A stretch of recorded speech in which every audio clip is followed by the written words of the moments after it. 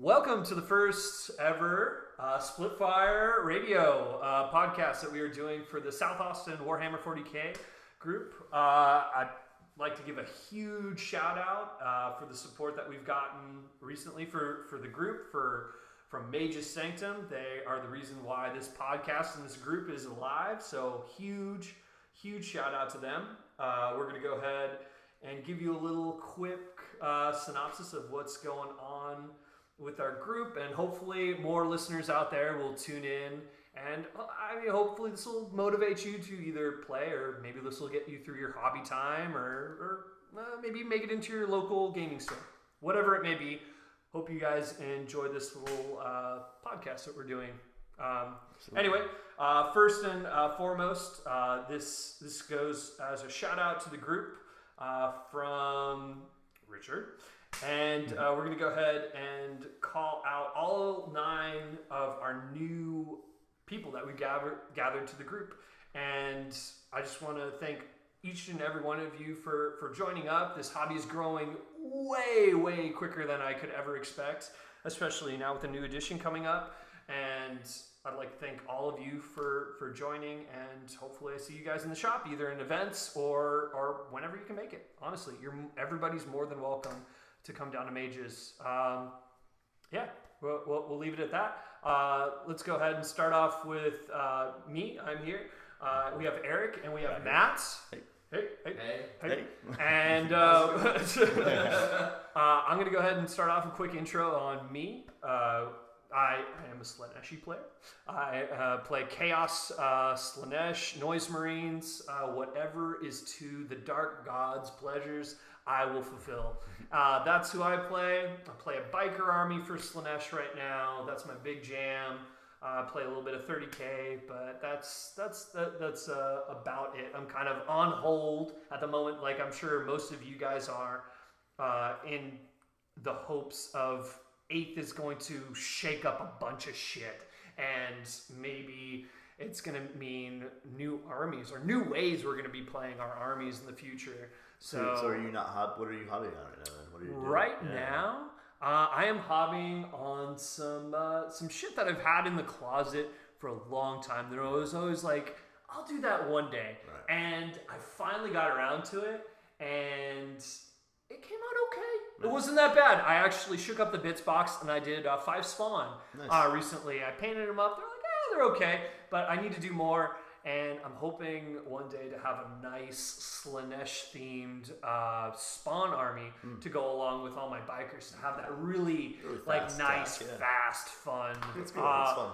Also going through the process of painting about 20 Noise Marines, which is tedious and hard. No, it's 30. I got 10 more from another trade. But yeah, that's difficult. And you've been working on your 30K Night Lords. I have been working on some Night Lords. Yeah, that is my second army, and I'm in the process of trying to do some conversion work. Yes. And hopefully that'll be another podcast that we're going to talk about. Hopefully soon we'll be doing conversion podcast. This one you'll be hearing from Matt in a little bit. This one's going about Gathering Storms.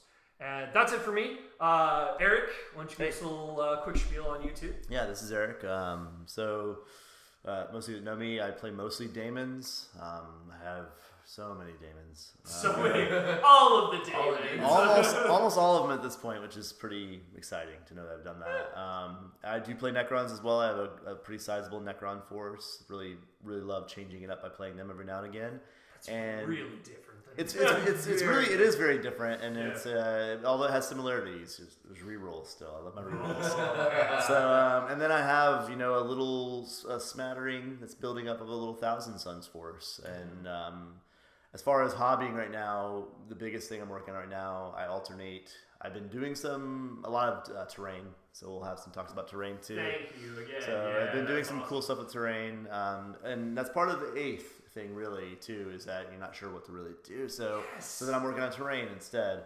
But I'm alternating between that, and I have a few things with Necrons that I'm still getting painted. Got a nice little lot But then I recently got a Sentry Pylon that's still gray, and unprimed. So I know. So that might be coming Tuesday, Justin. So just prepare. So I gotta get that painted. And then I'm in the same boat though for my Thousand Suns. I got those 30 Tactical Marines from Prospero. And I have like 3 painted. Oh no! And it's so they look so good, and I love them. Dude, how awesome is that armor? The armor, the Mark III armor is the best. Armor. Mark III armor is the best armor, and I love using it as my 40k Thousand Suns because I just feel like they're trapped in it. They're just existing in it. They're not going to change. It looks like an iron cage. Yeah, so it works for me. And yeah. I think most people think of you as Chaos player. Most people think of me as Chaos for sure. Yes. I'm the Damon now, guy. Would you say Zinch is your favorite of the gods? It became my favorite. Okay. I will say when I first started playing Daemons, it started with Khorne, just because Khorne's easy, and Khorne's like easy thinking. It's just melee. To be fair, this is a hobby. It's a war game. Khorne Yes. speaks to everybody. It does. It absolutely does. And it's kind of funny playing Demons because it did gradually move through all the gods. Because it started with Khorne for sure, it's the easiest, and then it went to Slaanesh because they're kind of like Khorne, but faster, but not a little more brittle. And then I got into Nurgle because Nurgle is very stout, and Nurgle has lots of just great abilities for sticking around. It's almost like you've moved from one, like whatever Really your have. weakness was, you picked that out. So Yeah. Khorne army's like, we're slow. And no magic. And no magic. So, yeah. Slaanesh. Yes. Oh wait, Slaanesh armies, we die really Yes, easy. that's Nurgle. really what it did. Oh wait, Nurgle, we can't hit you at distance at all. And then it took a long time to get to Tzeentch. Tzeentch was my least favorite for a long time. I didn't like the Screamer models. I liked the Horror models, but they weren't very good before the split rule. And so now, and then that's kind of become. But yes, you are correct. Tzeentch is if I want to win. Yeah. I play as Tzeentch. Yes. Tzeentch is the best right now for sure. Yeah. But yeah, let's hand it off to Matt, who's talking with us this week. Yeah. Before we actually do that, this is our first podcast. Yeah. So for first official podcast. Yeah. For any and all that are tuning in for the first time that don't know our group, I'm sure the first little bit of this will just be our group. But the people that are just tuning in or doing backlog of this podcast, our group consists mostly of Chaos and Imperium players, just like I know a lot of other groups do. But we like to a lot of our people that join the group are unconventional for the most part. Like I've listened to a ton of podcasts, like I'm sure you guys have too, and everybody kind of calls back to like Chaos Space Marines being dirt and Slaanesh being shit and all this other stuff like not being playable. We've been playing that for the last 2 years, 3 years easily.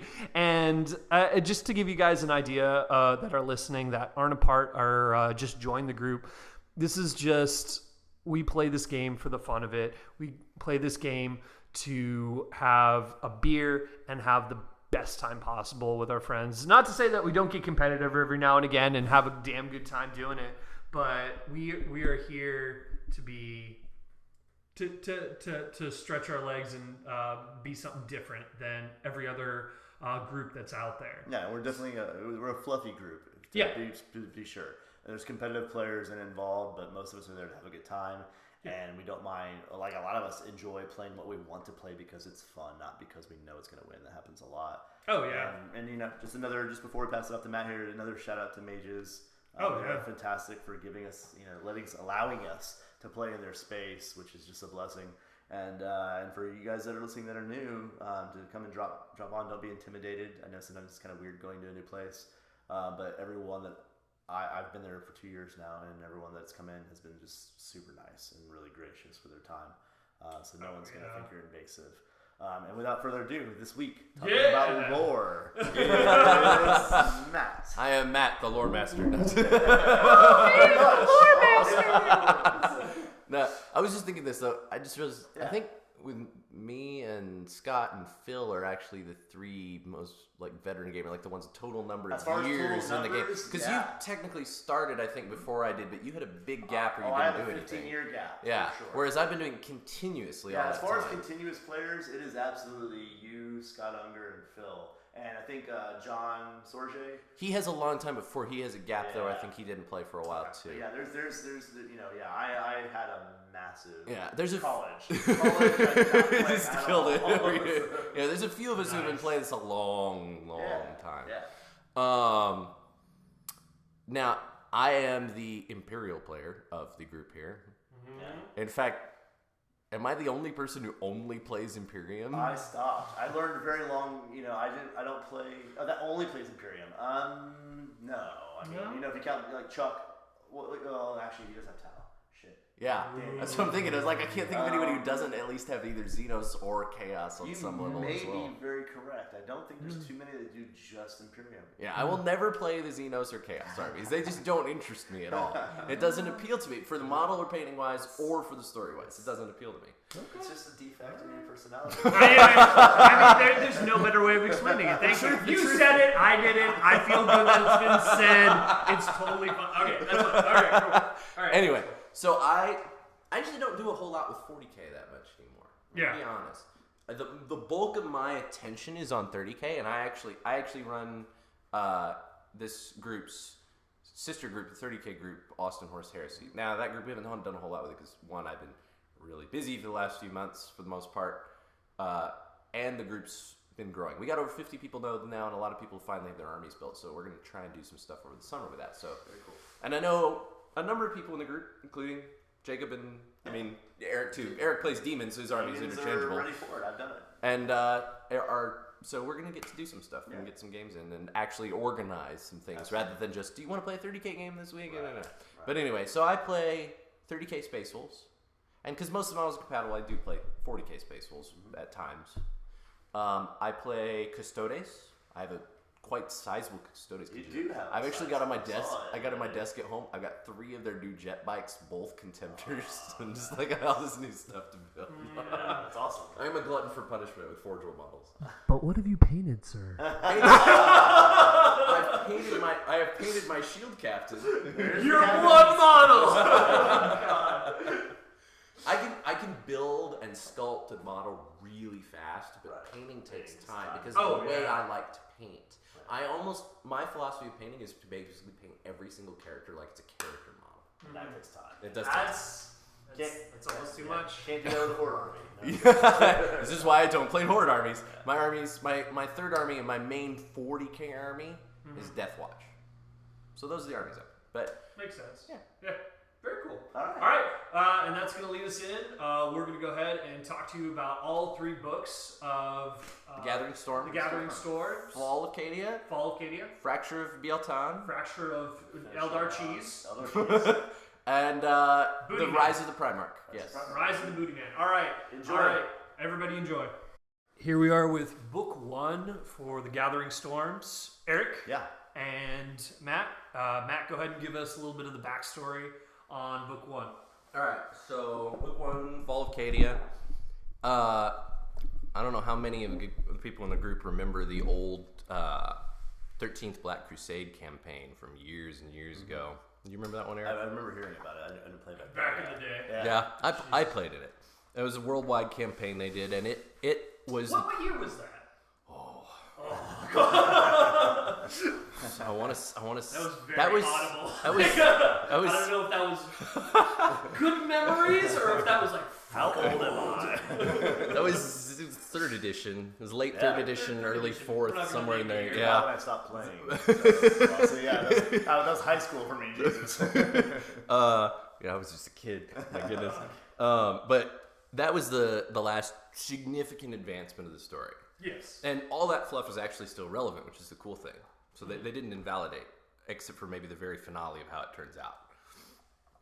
But the way that sums up is, look, the 13th Black Crusade has arrived. It's terrible. It's the largest Black Crusade ever. It's invading Cadia. All the Imperium's defenders rally. And it's like Creed, there's the whole bit where the Acadian high leadership dies. Creed takes over. He's marshaling defense. Imperial Navy's fighting. All the Space Marines are showing up. Yeah. Logan Grimnar, the Space Wolves, takes over high command of all Imperial forces, blah, blah, blah. Massive, crazy, fucked up war. And ultimately concludes as, we won. The Imperials won. Yeah. They destroy Abaddon's armies. They drive them off. Then, as is normal, okay, all the Space Marines, all the Imperial, we all got to go back. We got to go back, go back to defending what we're normally supposed to defend, get new recruits, rebuild.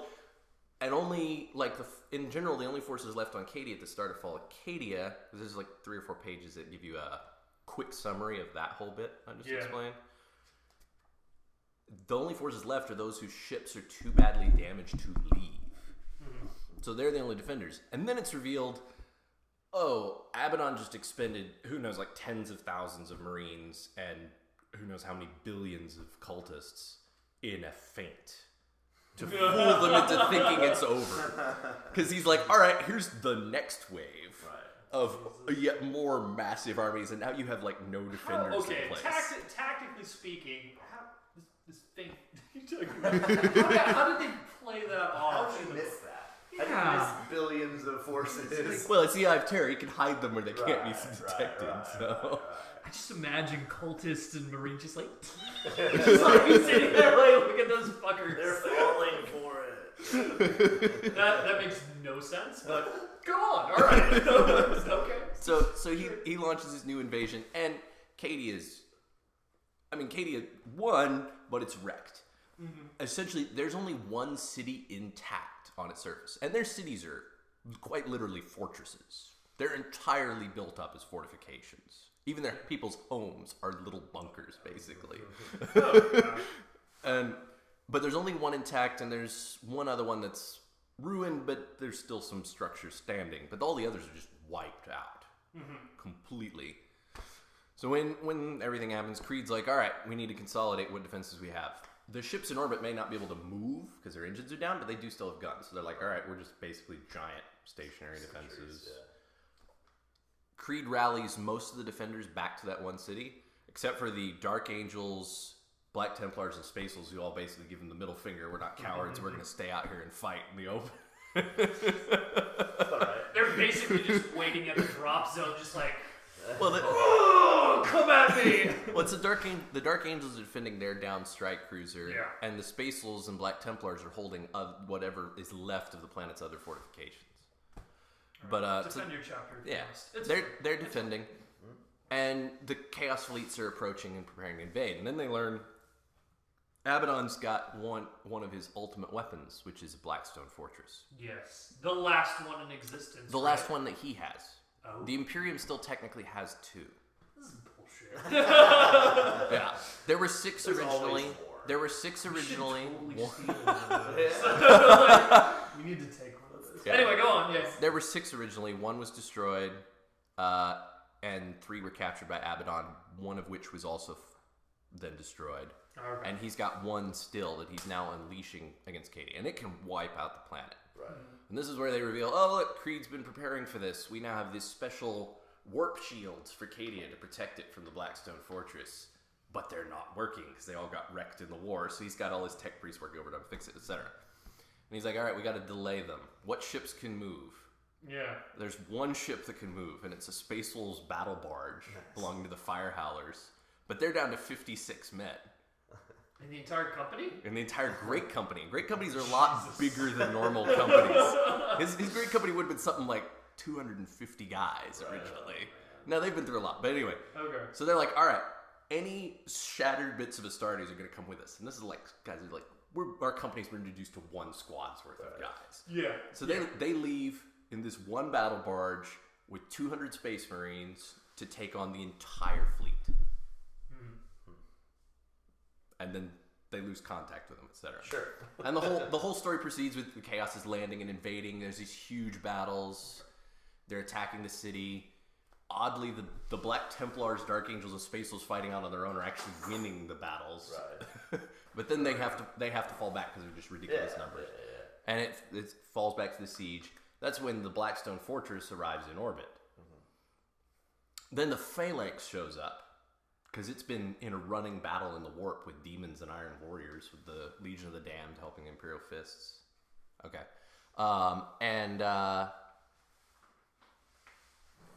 We get to the point where the Phalanx is now in orbit.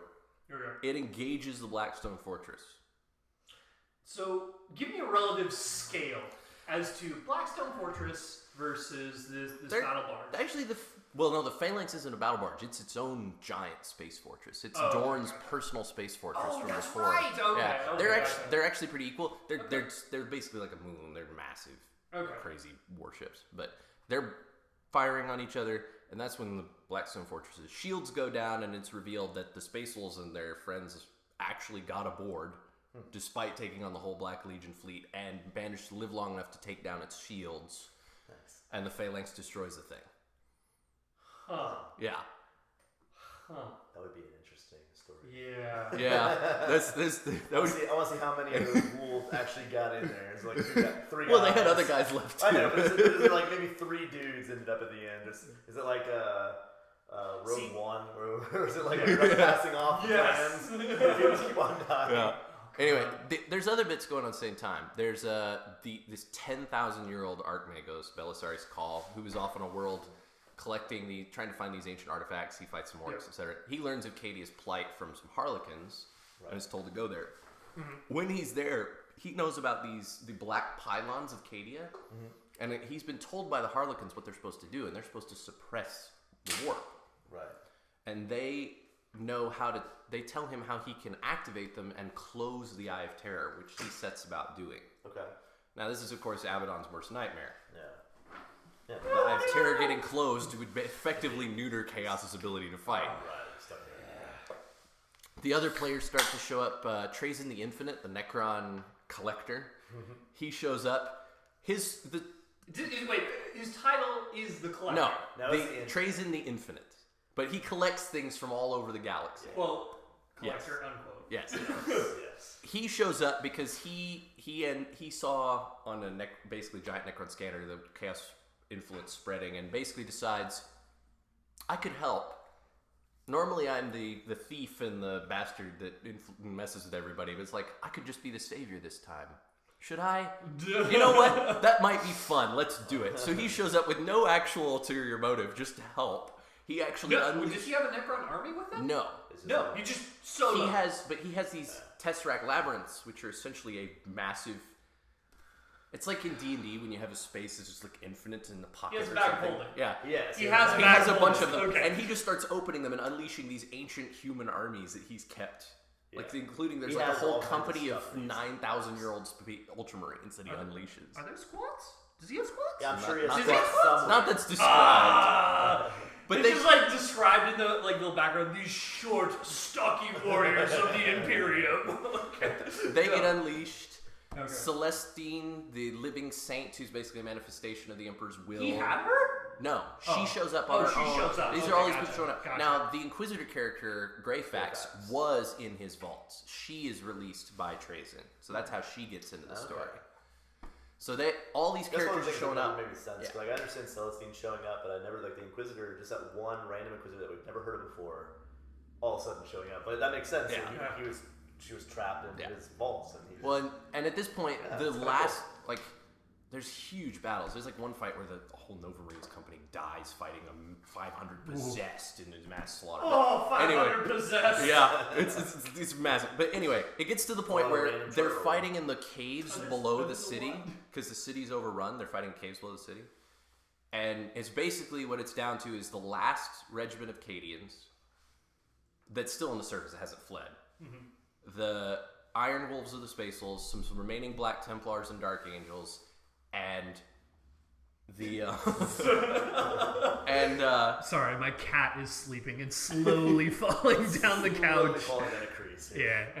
Anyway, all these characters there, and they're trying to buy time for Call to close the warp storms. Yeah. And at that point, Abaddon, realizing he can't beat them in time, has the remains of the Blackstone Fortress crashed into Cadia, which effectively kills the planet. Right. Kudos. Yeah. That's what I would do. No balls. It's just no balls whatsoever. It's just fuck it. Well, basically, he's a sore loser. He's I'm losing despite outnumbering you horribly, and so I'm going to just kill I'm flipping anyway. this table right now. Yes. Yeah. That's essentially it. And so he does that. he has to withdraw as a result, but so do the Imperials. So basically, everybody just runs away from Cadia. Okay, that's okay. Just to get into a little well, bit. that's essentially where that story ends. Okay. So that's where book 1 effectively ends. Is Cadia's fallen, everybody's left. Quick question: how do they explain? He crashes it. How does he get off the ship? Well, he's not on it. He's not on it at all. He just commands it. He's down in the caverns fighting Creed. He cuts Creed's hand off, etc. Okay. So that's logistically that would be very interesting. Like he's sitting there commanding it. They're all simultaneously backpedaling to their spacecraft. Well, they're teleporting. Or teleporting off, I guess. Yeah. But then so. Well, basically, it was this whole invasion to just kind of... The oh shit moment for him is when the pylons start to work, all of his demonic allies vanish. Right. And so he's like, okay. Right. So we're talking like demon princes and everything. Lesser demons. Anything demonic just gets banished back to the warp immediately. There's just warp energy, man. Fuck, dude. So that's why he does it. But he's won. He's finally killed Cadia. Right. Yeah. Okay. So I'm going to chalk that up as a win. That sounds like a win. A Pyrrhic win, but a win nonetheless. Crashing Blackstone Fortress into planet, win. That's a win. To quote one of the greats, it doesn't matter if you win by an inch or a mile. A win's a win. Anyway, we're going to move on to book 2. Well, Eric, what are you talking about on the tabletop stuff? So, on the tabletop stuff. Yeah, so we thought we'd just kind of talk about how it was to kind of play this out, because we got to play a couple weeks through this book. And I know just from a viewer's perspective, seeing all the different games going on, it was chaotic. There's a lot of different things happening on. No pun intended. No pun intended, or maybe it was. But there was only 2 different missions going on, but there's so many different armies being represented, and so it was really fun to see. And I thought I got paired up in what was to me a very envious battle. I was super pumped to get with Justin Lyle representing Cadia, which is awesome. I mean, we had a guy in the group that actually was going to field a Cadian army for this, and that couldn't have been better. And so to get to face that against my demons, that was just epic in itself. And then I think have you ever faced like an Imperial Guard regiment like that before? No, I think I've played against Scott Unger's Destroyans once before, but his are different. I mean, it just feels different, Yeah. And this was just a true Cadian, lots of actual infantrymen and just a handful of tanks. And it was cool, and I think what everyone's takeaway from the book was that storm sucks hard. But it's good, but you feel bad. Okay, you feel bad, but you saw it too. There was one highlight that I remember when Noah's Farseer got pumped up to strength 10, and I think there was like this new role that we got just like, oh my god, your warlord just doubles his attacks. It's like, how many do you have, Noah? 2! I got 2 attacks! 2 attacks. All right. No, I absolutely like. So cool. I absolutely thought that one of the highlights was having pink horrors with all of a sudden tough 6. They were strength 6. Oh my god! Because their strength and toughness got doubled. They were getting a bunch of attacks. They got some invuln bump, and so all of a sudden it was like, charge the pink horrors. They can kill a tank now. So it was one of those things that in that battle specifically that I played that was just anti-Cadia. It really turned into anti-Cadia because and actually Justin and I we're playing next week because he hasn't played me properly yet. But we're going to do that for sure because this was one of those situations where I was like, man, I just got super helped by that warp storm, And there's another good game versus the Grey Knights when Colin played Grey Knights. That was James. James. And James's son came and played as well with a knight, and that one was insane also. And that one is where you're talking about 2 armies full of psychers. Both got buffed like crazy, and we were having to keep looking at our stats and then adjusting and modifying. To explain for anybody who hasn't been playing the campaign, there's a mechanic where the warp storms are going absolutely berserk, and there's random effects at the start of each person's turn. Oh god, yes. And some of them are immediate, but some are persistent and keep going. The majority of them actually persistent. Yeah. So it kind of messes with the normal flow of a game, and because most of them are even more potent when they affect demons or psychers, they tend to help chaos armies more. And there was the potential, I'll say, for me to be hurt by those as well. Yes, because when they go badly, they do hurt demons more. I think in this campaign, I got pretty fortunate. was too many times that I rolled. No, it hurt me. somebody else had a demon unit that just like really self-destructed. Yeah. That's what I was terrified of because I was playing straight demons. But I never had that experience. And but that game versus Grey Knights was fun because I was terrified. That was my first time playing against Grey Knights with demons. And so it's obviously terrifying for obvious reasons. The funny game, though, ultimately was the week Phil and Travis played each other, the Dark Angels and World Eaters, because anytime they got a buff, it's like, well, it's just +1 to the stats for everybody, so it doesn't actually change the math, except for Ezekiel. So Ezekiel was the one psyker on the table. He's like, all right, I get super buffed. Right. Nobody else does. And then, so those were the main games. So played a couple weeks of those, and then just last week having the big epic team battle. Basically, I call it Gilliman's Escape. Basically, it was just him trying to get through. That was book 3. You know, that was book 3, so we're not there yet. Yeah, we're not there yet. That's right. Okay, so that was just last week. Though we did get to use a couple of characters from this book. So we're going to talk about that, Matt, because I didn't get to face any of them. No, you didn't. Them, so. Well, we had Belisarius commented onto the table once, which is kind of unfortunate because he's a really awesome character. We only had Mason with the Mechanicum for 1 week, unfortunately. Yeah. But Mason, come back. Yeah, please, Mason. But basically what happened with him, because he was fighting a bunch of orcs, was the orcs tried to fight him in combat and learned that that's a bad idea.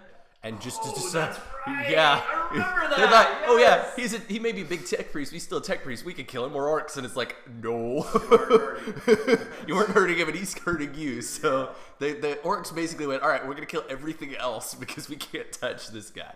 And then we did also have the week where Trazen the Infinite was yes, everybody got Trazen. Trazen's not really devastating, but he allowed basically pinpoint reinforcements to the loyalists. Who was Trazen the Infinite again? The Necron. It was Necron. Collector.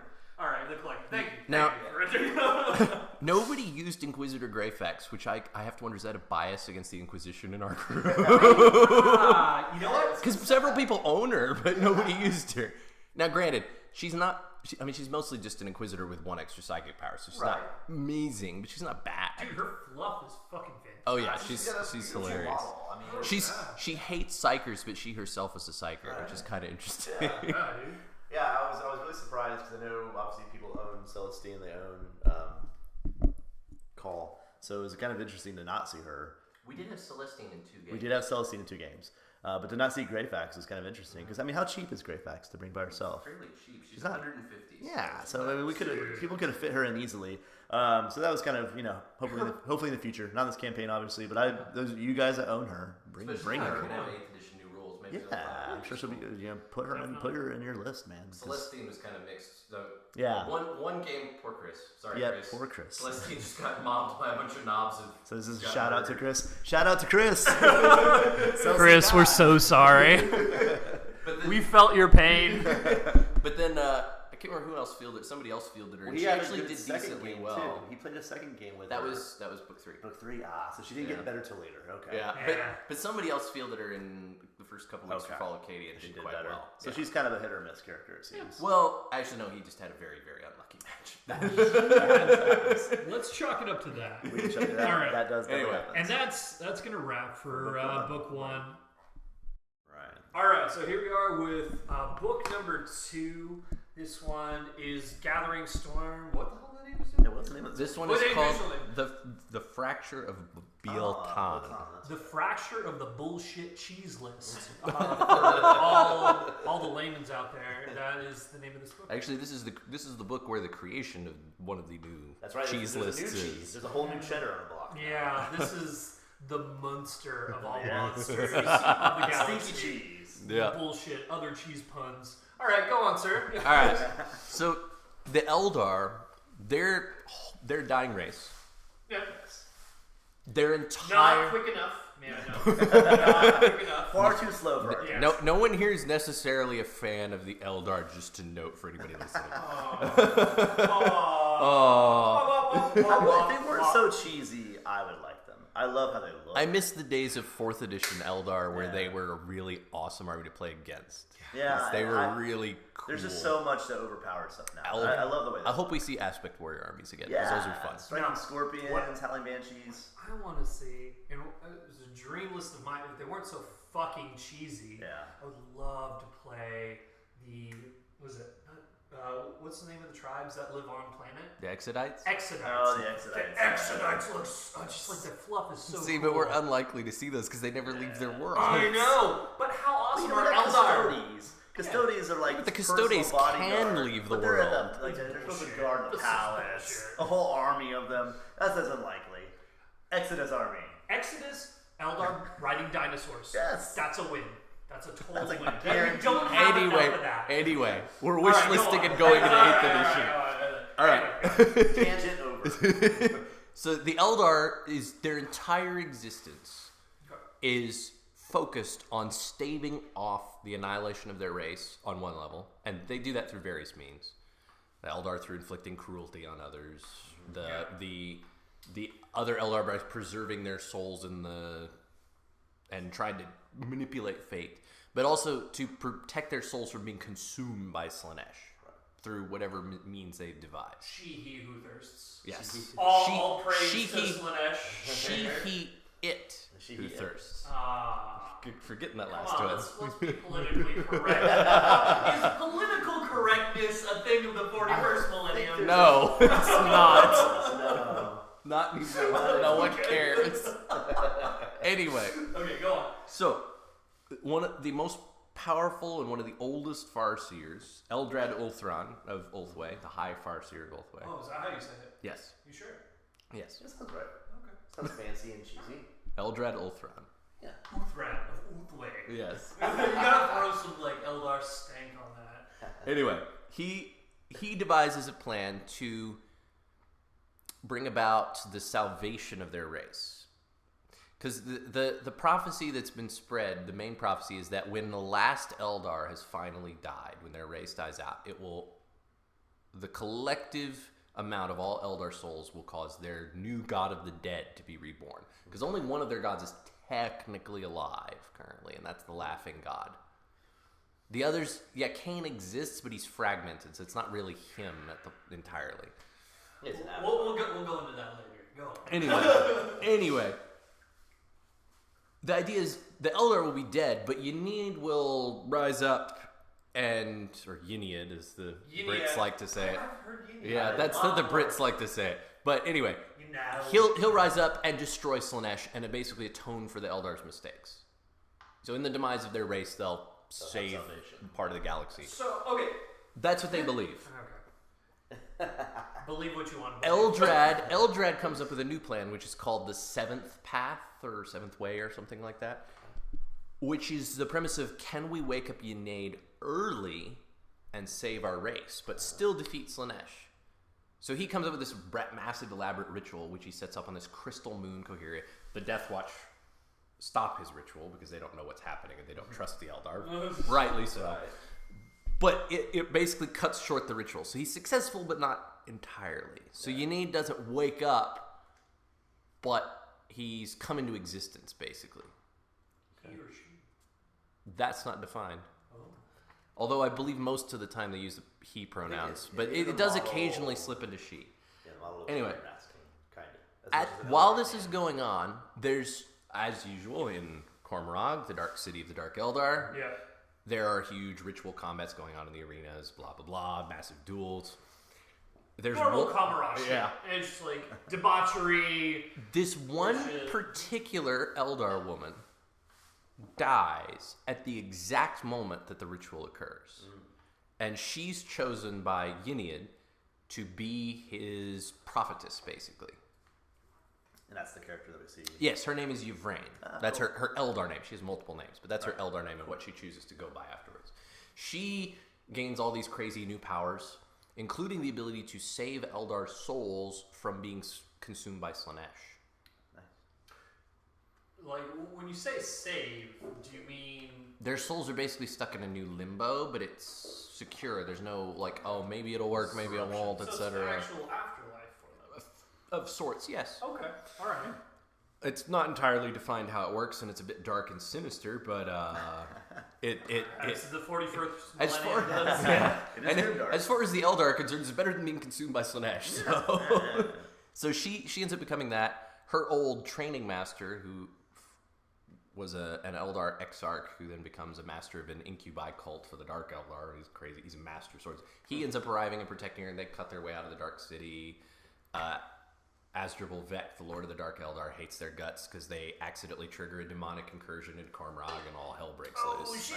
Yeah, awesome. yeah. So they go on. They find allies amongst the Harlequins because the Harlequins serve the Laughing God, and his whole process is to bring about Slaaneish's fall as part of this great play that he's playing out. And they're moving into the final act, is the way that Harlequins like to describe it. So they find allies with them. Their next step is to go to the craft world of Biel-Tan, which is Yvraine's home, original home. Now, Biel-Tan, its armies were fighting Skarbrand and the Mask and all these demonic armies, and then the craft world gets attacked by the demons and infected. They win the battle, but it gets infected. By which god? By Slaaneish's demons. Yeah, she does. Yeah. They do defeat the demonic armies, to be fair. Biel-Tan is very powerful. Their armies are powerful. But not before the craft world is infected. Who's to say that wasn't a feint into the actual incursion? Somehow I don't think Skarbrand is good at feints. Well, do delicate. Well, Skarbrand was being manipulated by Slaanesh. Well, that's why the Mask, who is manipulating Skarbrand, is able to infect the craft world, because Skarbrand keeps them busy just long enough for her to do that. Just long enough. But the craft world's coming, and they're trying to save all the souls from the Infinity Circuit before it all crumbles apart. Putting them into those little robos. So Yvraine shows up with her followers, and there's a whole discussion and craziness, and she's not exactly trusted by everybody, but a few important figures trust her and win her over. And what she does is she goes and draws forth this crone sword. There's 5 of these epically powerful Eldar swords from before their fall called crone swords, and which they need to recover if their plan to fully awaken Yniad is going to work. So she pulls out one, and when she does it, it becomes hers. It's bound to her, basically. And she ends up awakening Yniad's avatar, the Incarn. So these are the 3 characters we have models for in their triumvirate. Really? Okay, Yeah. so when she first got infused, she just got a little piece, and she got more with the sword. With the sword, but also she awakens the avatar, who is the most powerful of the 3.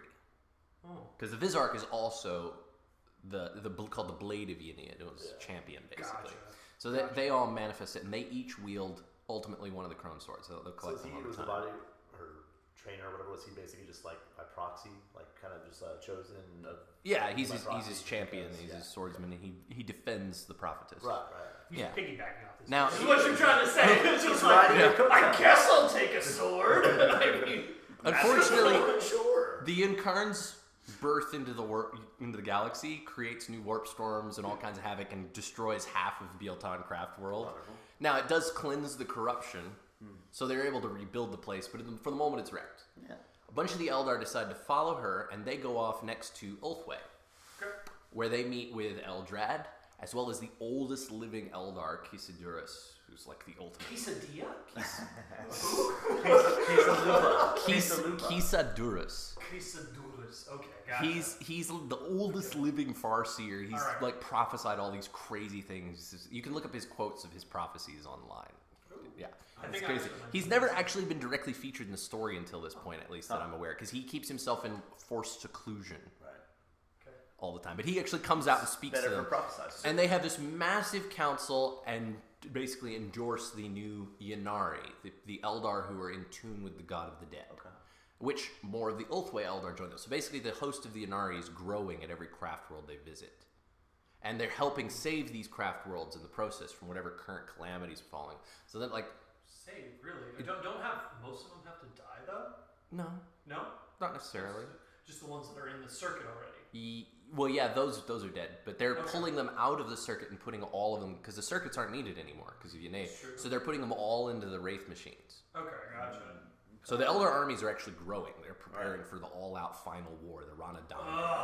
Yeah. Eldar armies growing? Yes.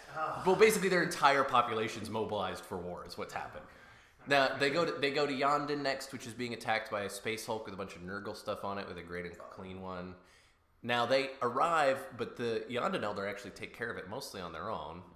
But Prince Urail, who is a very famous character, Awesome figure, he terrible dies rules. in the process. Well, there you go. But then his body's recovered. His body's recovered, and Yvraine brings him back to life. There you go. And it's revealed that his spear, which in the lore was draining his life, he picked it up to save his craft world in battle, but it drains him of life slowly. Yeah, that's basically what is restored to its original form, so it no longer does that. His life is restored to him, and it's revealed as another one of the crone swords. Cool. Crone spear. Well, it's a spear because crone swords shape themselves to whatever style suits their wielder. And he prefers spears, so that's what it appears as. Because when Yvraine picks it up briefly, it turns back into its normal sword. Very cool. So how many are we at now? That's make 2. A plastic Prince Uriel. Yeah. So that's only pewter. Oh, yeah. My boy Chad plays Eondin. Since they didn't actually permanently kill him off, I suspect we'll get a plastic one. Yeah. But there's actually 3 because they took a crone sword from Ulthwé as well. It's for the Vizark. So there's 3 in existence. 3 altogether. Yeah. That's cool. I believe they have 4 by the end of the book. Okay. Not all 5. The next stop is a crone world. And the crone worlds, for anybody who doesn't know, are in the Eye of Terror. They're in the warp storms there. So they're incredibly hard to get to. But all these Eldar war hosts go there to recover the crone sword. And they do. And they fight a massive war host of the Thousand Suns in this huge epic battle. Like, there are hundreds or thousands, maybe. It's not exactly defined, of Harlequins that just show up to fight the Thousand Suns, chasing them from the Black Library and all this crazy nonsense. And they recover a 4th crone sword, which the Incarn now wields. Mm-hmm. And the final step is they go off to the moon of Clysis, which is near Cadia, and is where the rear guard of the Imperials, when they were fleeing Cadia, have gotten trapped there. And the rear guard is Black Templars, our main characters from Cadia, including Belisarius Cawl and his Skitarii forces, etc., and some Sisters of Battle. And they're stuck there, trapped by what forces Abaddon sent to harass the retreating loyalists. Good call. Yeah. But the Eldar show up, and them combined with the loyalists destroys Abaddon's hunters and wipes them out. But then, so that what happens after that is the conclusion of book 2 is, all right, the Inari forces are now being sent off to speak to the other craft worlds, rally the Eldar, because they're like, all right, these black pylons, we know what they do. They can shut down the warp storms. We need to go protect them so Abaddon doesn't destroy them. So they're off to do that. Yvraine and the Incarn and the Vizark, with a small band, stay behind with the surviving Imperials, and they're off on a new quest to Macragge. And that's where book 2 ends. Okay. Very cool.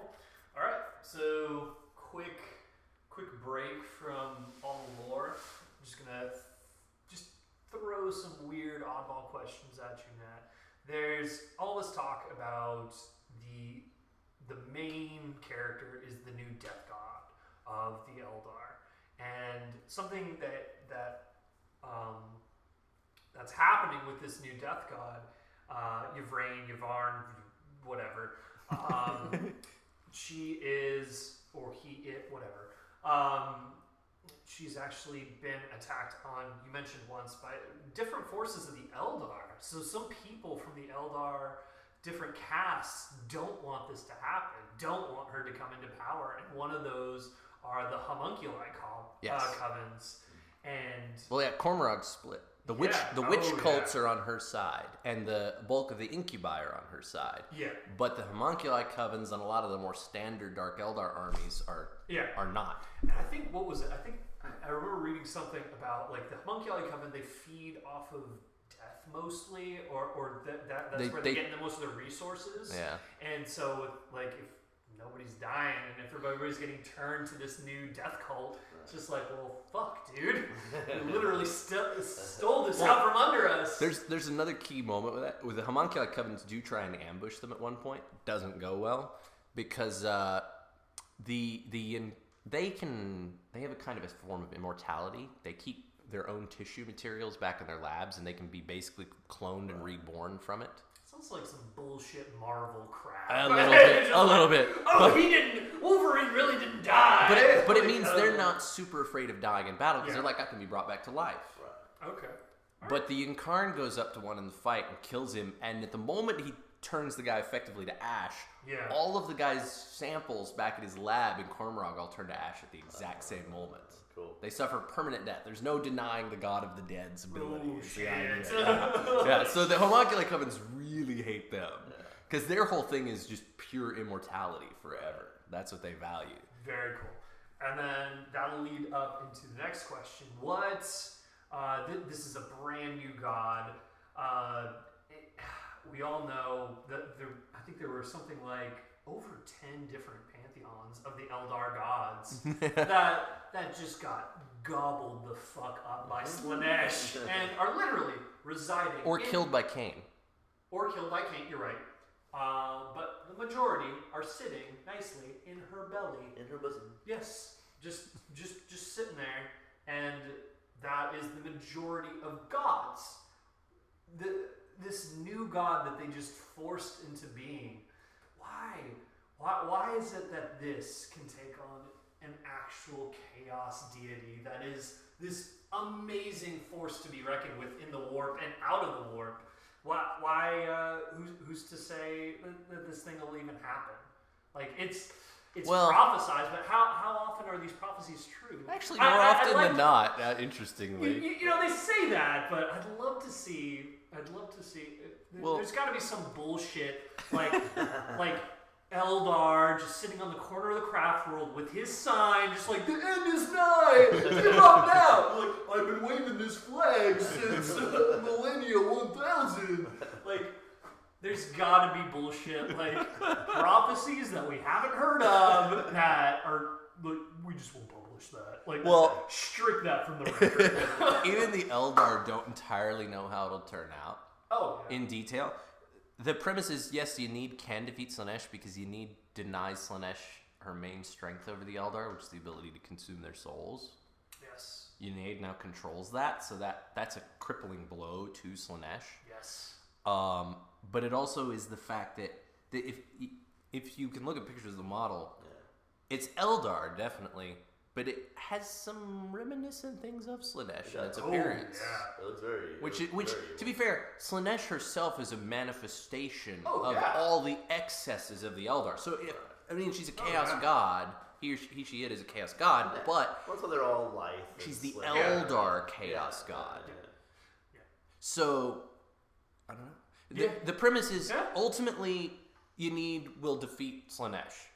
But the question remains for the Eldar, will that be the salvation or the end of their race in the process? They don't know. Whatever it is, their bottom line is, whatever our ultimate fate, we'll try to survive. Yeah. But Slaanesh has to fall one day. Even if it brings about our entire annihilation in the Ranadandro. That's the idea. I'm going to theory craft that somehow in the far future, we're going to see those two armies fuse. 10 years from now, it'll be... And that was part of... So when that model came out, I had the initial thought that it's a really... And Eldar kind of, in ways, very dark.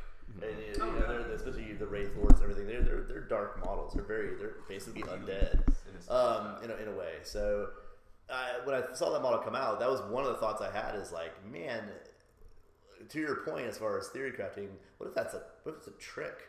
Like, what if that's a trap? Like, what if the possible. is basically leading him on this path and actually gonna extinguish all the Eldar and then fuse with Slaanesh and say, all right.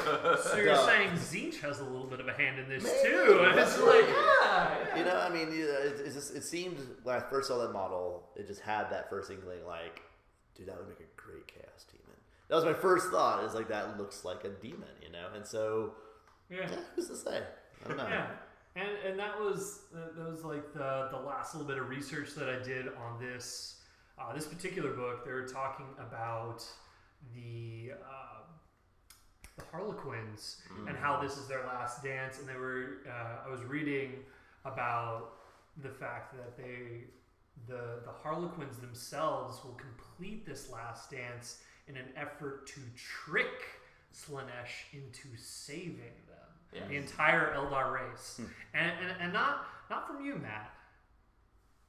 How does that make you feel, Eric, as a fellow Slaanesh player? Yeah. It's just like, if this does happen, if this theory does come to fruition, and you see, like, guess what? Your Slaanesh are gone. No. What if your codex is like you flip the next page and it's just like, hey, take some Harlequins. Yeah, no, in a way that's awesome because I don't know, I totally like that whole narrative. I respect the hell out of it. It sounds really interesting, and it sounds like I said, like Dark Eldar Harlequins. Those guys are awesome. I'm more of the mind of a fear of phasing out Slaanesh. Like that would be a fear that I would have more along the lines with how the story is going, because that is something that kind of happened with Age of Sigmar, but then they kind of backtracked a bit and brought it back.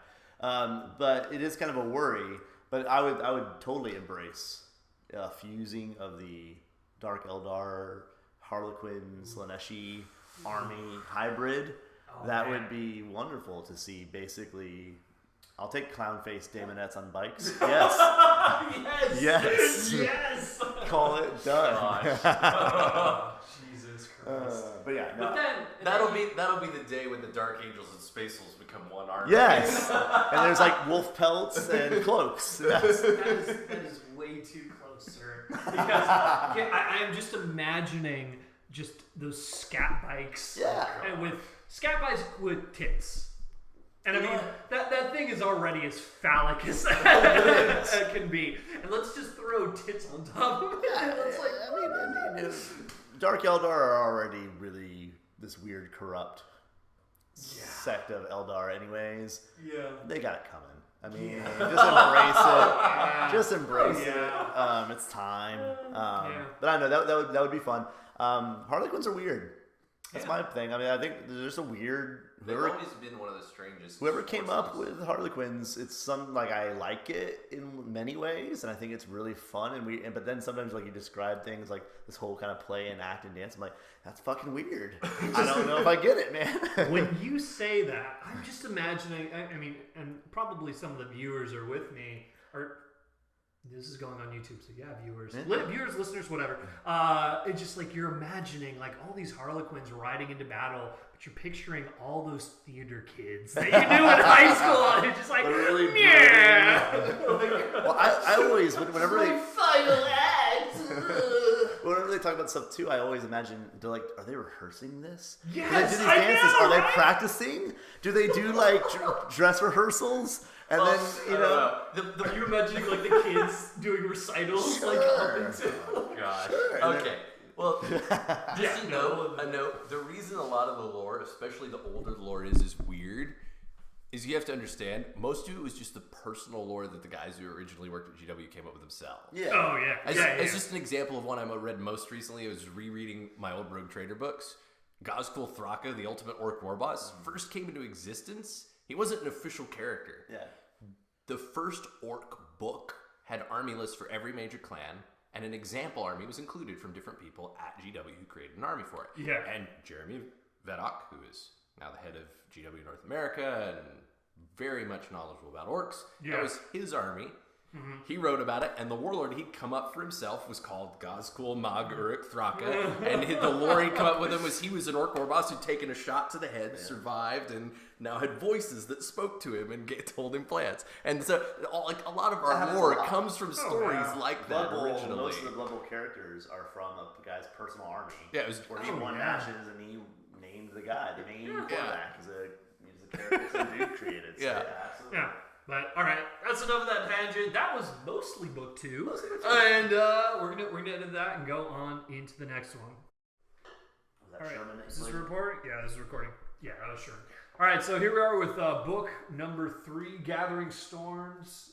This is the rise of the Booty Man, and Big Bob. Well, no, he's already been risen. I take it back. This is his march through the webway. Well, no, he rises in this book. Oh, that is it? Okay, so I take it back. Again, Rise of the Booty Man. Rise of the Booty Man, and he makes his way to Luna and Terra and all that glorious shit. So, Matt, take us away into this glorious book. I know we love to make fun of Gilliman, but we're going to confuse the new people with our person.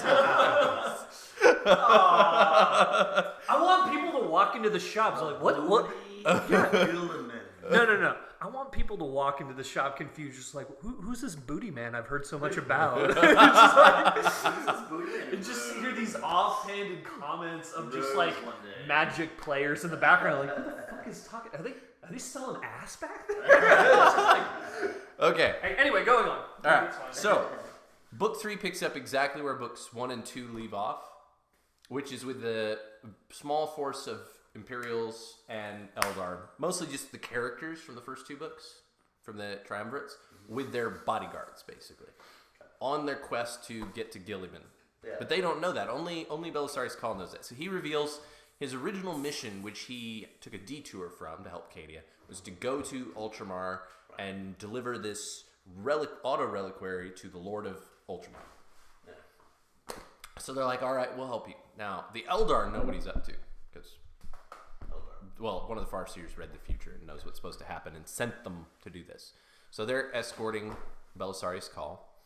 And the characters use the webway, thanks to the Eldar, to get across the galaxy safely, even though they don't have starships, and arrive in the Ultramar system. And they meet up with the local detachment Ultramarines, and that's when they learn that Ultramar is under siege because Abaddon's seers have warned him that Gilliman might come back to life. So Abaddon, to see that off, has sent all of his agents from that part of the galaxy to rally their armies and attack Ultramar all-out assault. They don't expect to wipe out Ultramar by any means. Ultramar is too powerful. It's the same as attacking the Fenris system or Terra. It's just like they're too well defended. The Fenris system a few years back. Really? Still now? Oh, yes. It's the second most fortified system in the Imperium. Even with the Space Wolves pretty much knocked out? They're not even close to knocked out. Right. Don't listen to the rumors you believe online. Some people like to exaggerate, but they don't really read the books very carefully. Anyway, we're not talking about that book. We're talking about Rise of Primarch. So they arrive, and they get to... The Ultramarines transport them to Macragge, which is under siege itself. The Fortress of Hera is is a huge battle raging. And the Ultramarines get them safely through and into the fortress and escort them through, and there's a lot of cool descriptions, etc. And they get to the Strategium where Marneus Calgar is orchestrating the war. And they get there and they introduce themselves, etc., and Calgar's listening, and then all of a sudden they get to Belisarius Cawl, and he's like, sorry, I'm not actually here to meet with you. I'm here to meet with the real Lord of Ultramar. Everybody's like, what? What have you been hiding from us? What the hell?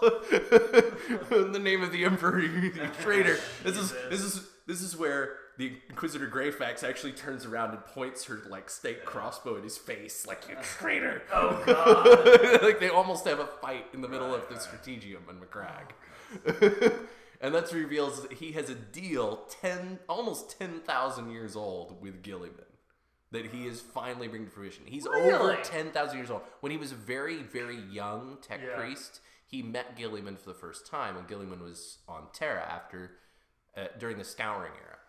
And this was part of the efforts by Gilliman and Rus and Dorn and such to rebuild the Imperium of the time. They made a lot of plans. So this is one of Gilliman's plans that's coming to fruition, is Call's been doing all these things, and including bringing this auto-reliquary. And he won't explain himself more than that, other than he has to go to where Gilliman is. He refuses to say any more. They eventually convince the Ultramarines to... What means? Mainly Saint Celestine. Okay. That'll do it. Okay. Yeah, okay. Get a living saint.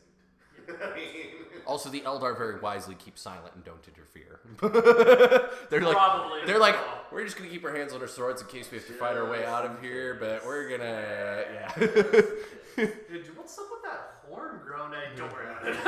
Well, the Incarn's not there. Oh, the Incarn's not there? Okay, No. that makes sense. He manifests when they need him. Okay, This is just your brain, right? Yvraine and the Just Vizark. Okay, gotcha. The Vizark's there with her. He's always there with her.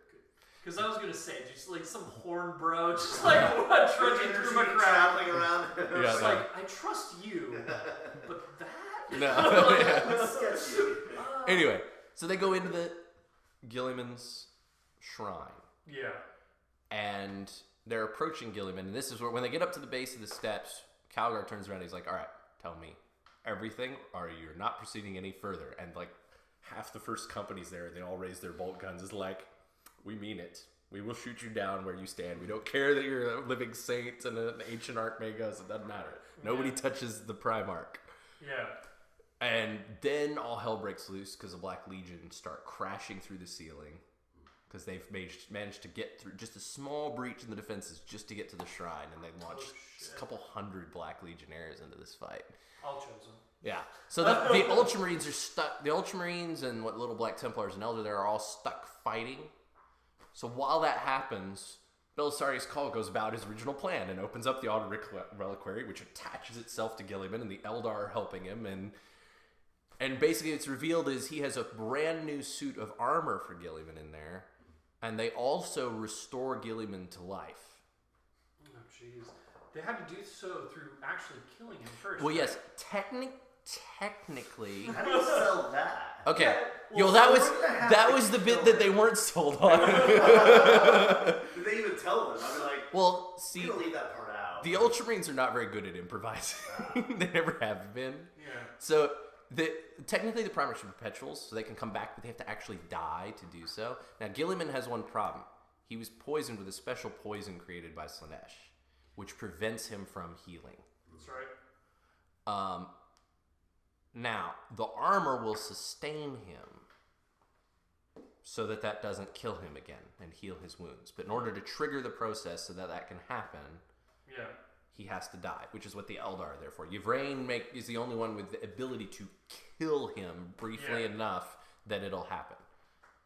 So she does that, and he dies for a second, and then he comes back, and the armor restores him. Okay, let me take you back just a quick second. So what you just said brings you into the realm of thought that all the Primarchs are perpetuals. Yes. That's pretty much confirmed in this book. It's almost confirmed without them outright saying it, essentially. Really? Okay. Yeah. It's as close as GW likes to get to revealing most of their secrets. That's cool. I like that. Tip of the cap to GW. It leaves cool. open the possibility of bringing back all the Primarchs. Now, for some of them, that's going to require a lot of effort and convoluted stories. Others who didn't die, it's going to be a lot easier. But it leaves open the possibility. The only Primarch... And you, the Night Haunter, we know you really didn't die. and Alfarius, who technically got killed by Dorn. True. So they can all come back except Horus, because his soul got annihilated. Yeah. What about the Iron Hand suit? Ferrus Manus. I would like to imagine he starts regenerating like a baby body, like from the head, just like. No, his head's gone. His body was recovered. His body was recovered, but where's his head? Horus flinched it and has the skull. I'd like to think that he can't. From the skull? The body regenerates from it? No, his body will regenerate the head. That's what's happening. I want to see a skull on Ferrus Manus' body. I want to see a glass jar with his head on top of a big giant robot. Leviathan Dreadnought. Just Ferrus Manus. Just all Futurama in this. He is the new future. He's the Nixon of Futurama. I don't like this Support idea. this. I don't like this idea. Ferrus Manus, a big ass hammer with a Leviathan Dreadnought with a big ass hammer. Yes. With a jar head, and it's a skull of Ferrus Manus. Done. Calling all 40K South Austin Warhammer 40K's first person to model that gets all of the money. Yes, we will give you your own rules. You auto win every game. No bitching whatsoever. Make it happen. Anyway, carry on. Yeah, they can all come back except Horus, because Horus' soul got annihilated. Yeah. So anyway, although Abaddon is his direct clone, so that hole's been filled. Anyway, so Guilliman's back, and Guilliman is pissed, rightly so, and proceeds to start butchering the Black Legionnaires. And eventually the battle's won, and then he proceeds to take command. And at this point, even Calgar's efforts are seemingly inadequate compared to Guilliman's tactical and strategic skills. Yeah, how does he feel about that? Well, he didn't care. They all knew that. The Primarchs are so far above them, as much above them as they are above normal humans. They accepted, I'm sure. Yeah, it's just so he that's basically normal. stepped down into first company. Oh yeah, Calgar's like absolutely. No, he's still the chapter master. Guilliman's Primarch. Technically, all the Ultramarine successors, he's their Primarch. Like you have your Primarch. He still has his thing, but you're going to cede all control automatically. So probably happy to have him. It's like shit. Oh yeah, I was like, you're big, bro. Technically, Dad is back. That's how they see it. I'd like to think like the boys are back in town, like queued up as soon as like he rose. They're like all like snapping their fingers. No, Yes!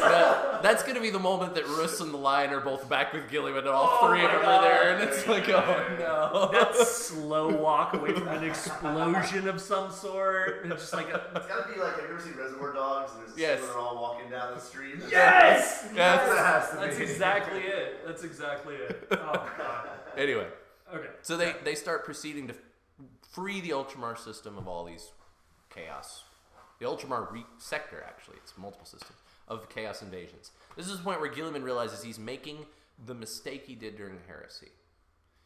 During the heresy, he worried too much about controlling and protecting his own personal realm of the 500 worlds and not winning the wider war, which he feels bad for because he essentially left Dorn, Rus, and the Khan on their own fighting at Terra for so long and kept himself, Sanguinius, and the Lion stuck on the eastern side of the galaxy, which only Sanguinius was able to get there in time from that to help Terra. Yeah. So he's always tried to atone for that, and he finally realizes, I'm being tricked by chaos into making the same mistakes. I need to learn from my mistakes. So he's like, all right, Crusade, Terran Crusade. He takes a set collection of forces, a little bit of every chapter that sent delegations to join him, some guard regiments, sisters, etc. It's a whole Imperial Crusade with a fleet. So he doesn't deplete any one force a lot, but he has a substantial army with him. And heads off. So it's like this souped up, like Death Watch. Of, like, on a massive scale. Oh, it's just like every chapter, every like Imperial agent whatsoever. Yeah, it even It's makes like, mention that there's a couple squads of Black Templars, and there's even a pack of Space Wolves that happen to be around, and just like all this stuff. And they're just floating out in space after killing Abaddon's ship. You're just like, oh shit, Space Wolves, grab those. They head off. Now the warp storms are going crazy right now because Acadia just fell, and all that's erupting. So it's at its moment of maximum turmoil, basically, while this is happening. It hasn't settled into a pattern as much as chaos ever does. So they set off, and they have to go past the Maelstrom. That's where they get ambushed by Magnus's fleet. Magnus doesn't want to destroy them, though. He arranges a spell that gets them cast into the Maelstrom, where they're trapped in this kind of crazy warped realm within the Maelstrom. And Whole fleet? yeah, well, what's left of it, Right.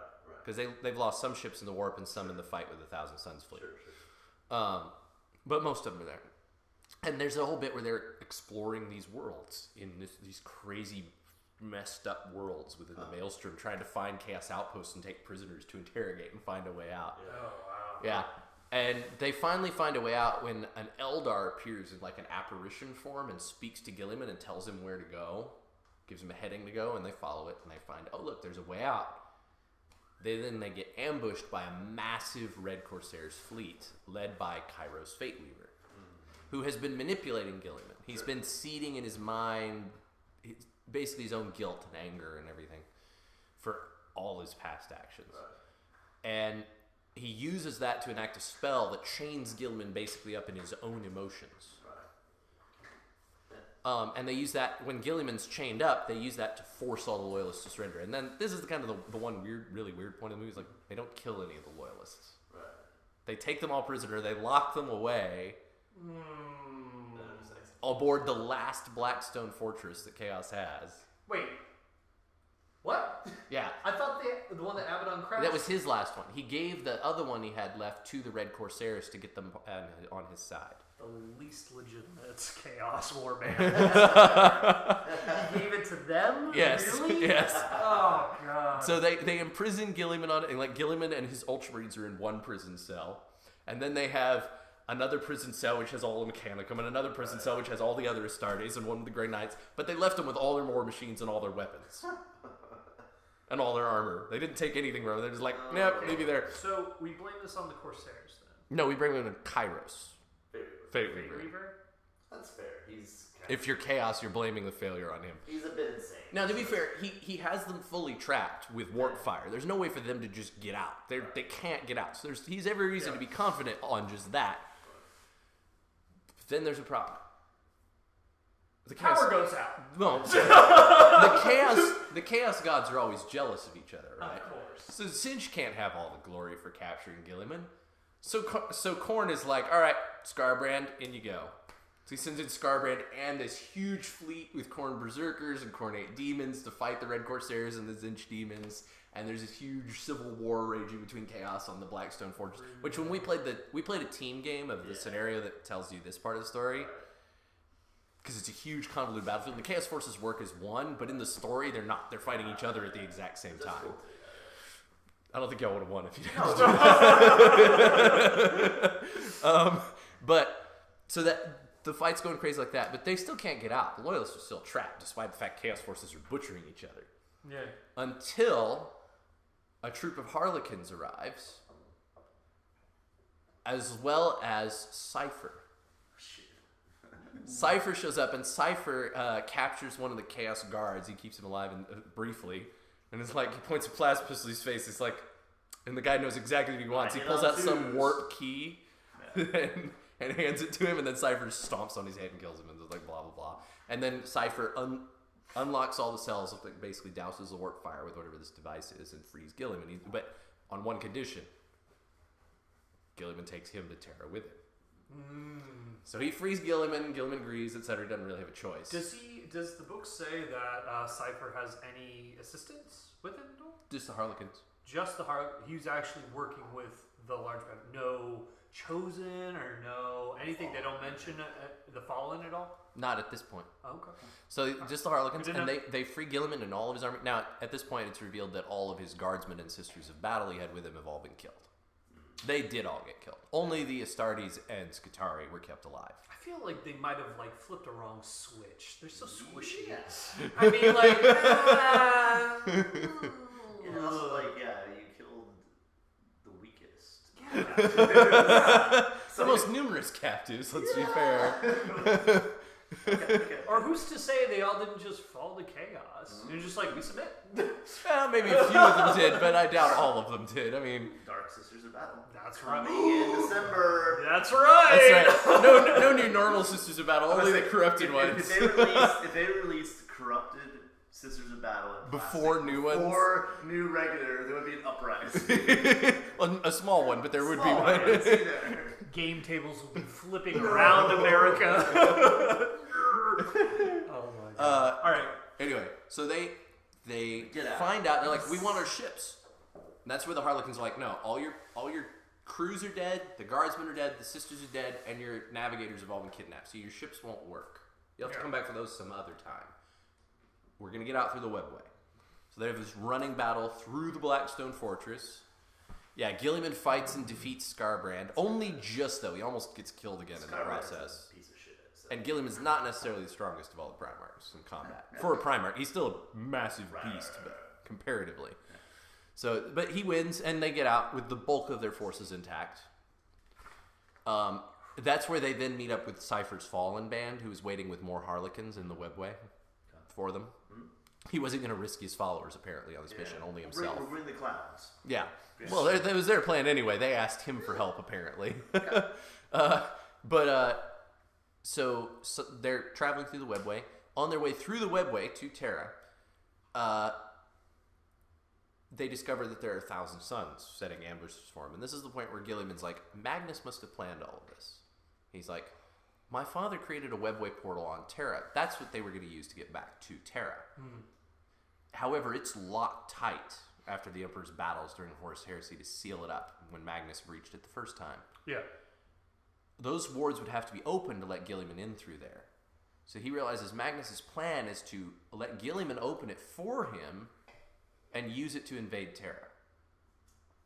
So Gilliman's like, all right, we can't do that. And that's where the Harlequins are like, we have a secret.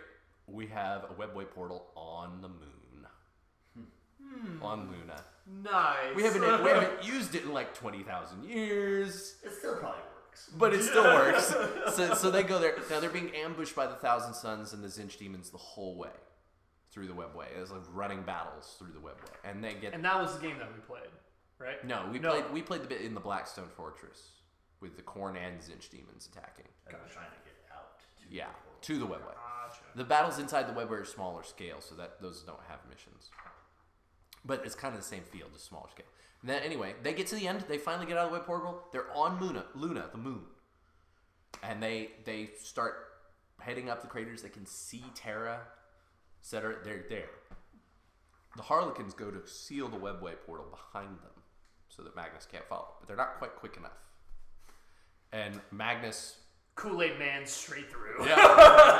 Oh, yeah! That's pretty much what it describes. he breaches into reality on the moon, and his 1,000 Sons and Zinch demons start pouring in.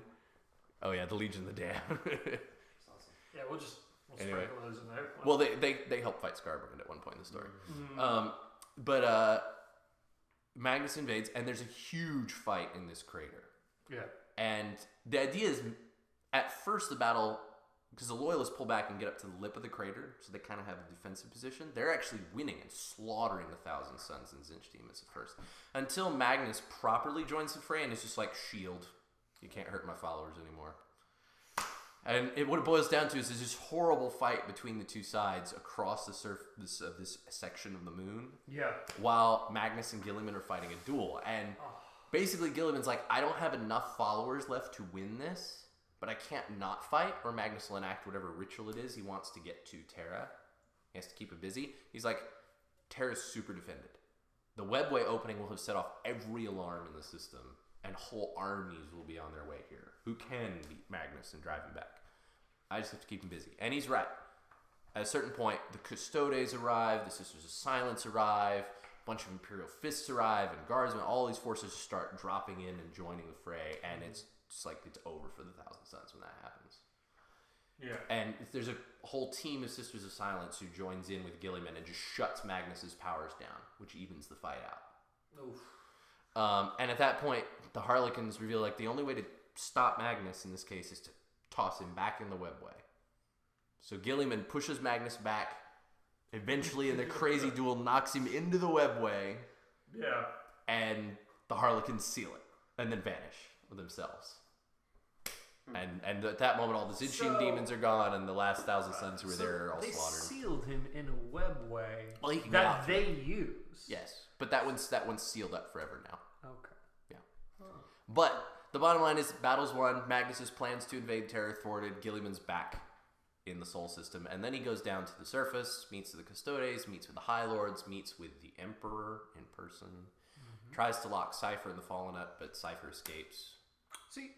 What did Dick move? Yes, I wish he gets to get a reprieve, man. I know. Well, he wanted to get into the Emperor's presence, and apparently Guilliman didn't trust him, so... Really?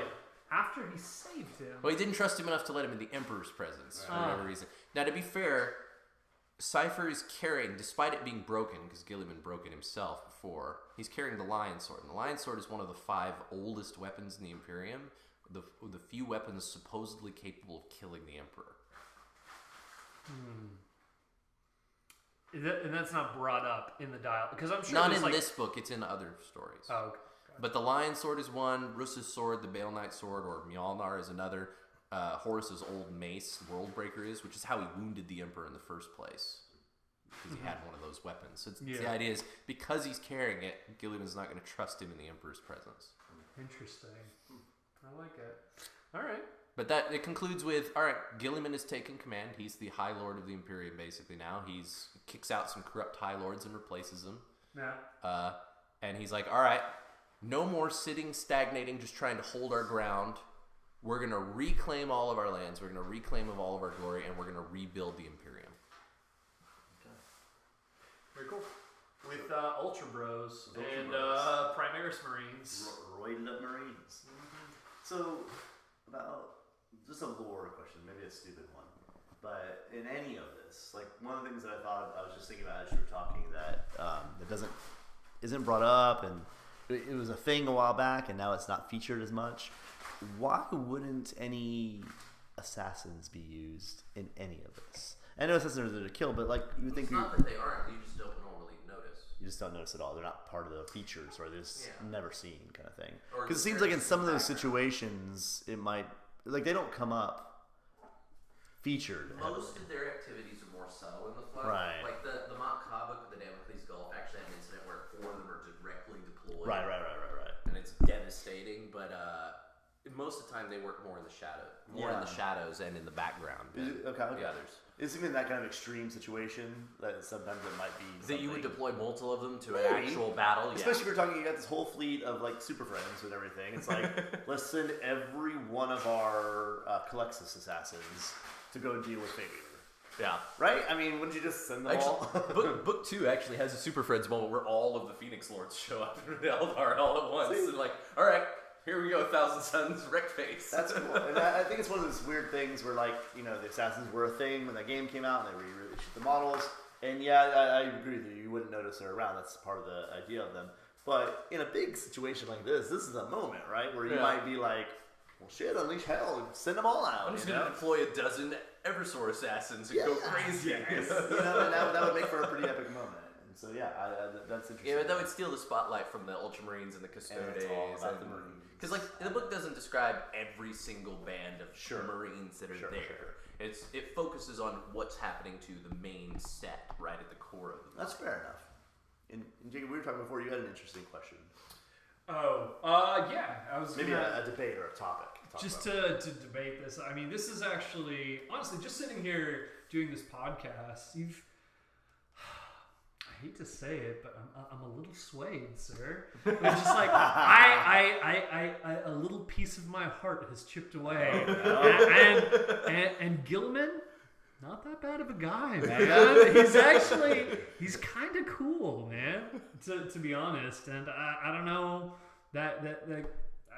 that's just me. I'm a stout chaos player, but. No, he's very cool. I'm with but that was a very defining moment that actually I think happened in book 2 when they had the council with some Eldar to actually talk about how do we come about bringing some allies into helping defeat chaos, and they go through their list. It's just like, what about the Tau? Fuck the Tau. And what about some? They go through their lists and they come up with the Imperium and the Space Marines, and they decided that Booty Man is the best course of action to resurrect, to lead the Imperium to a shining glory. And my question to each of you guys, like, if you guys had to pick, just like out of your mind's eye, like what Primarch do you know about the most that you think they could have resurrected instead of Gilliman, and or brought into being, maybe guided Russ back in through the war, but just like, hey, we need your help, or whatever it may be. What would the Imperium look like through that decision? Because they literally, the Eldar shaped the Imperium that we're going to see in this new 8th edition. Well, I want to make one point with Gilliman. The Imperium can't just continue with only Gilliman. Oh, of course not. Gilliman is the state, the master of statecraft and the politics and running the Imperium on that scale. But he's basically taking the Emperor's place in terms of that element. But he needs warlords to actually lead the armies, because he can't be everywhere at once and run things. Yeah. So he needs at least one of his brothers back to be the figurehead for the armies in the field. Yeah. And it makes sense for him to be the first Gilliman to be the architect of that. He's the most skilled politician. But as far as just a what if, like, who would be interesting? I have mine, not knowing much about lore at all. Just go factor. Yeah. Because I'm not super big in the lore, so I don't even know if this is possible. Please correct me. But I think a lot of people, and I think it'd be very interesting, and it would sell a lot of models if Vulcan came back.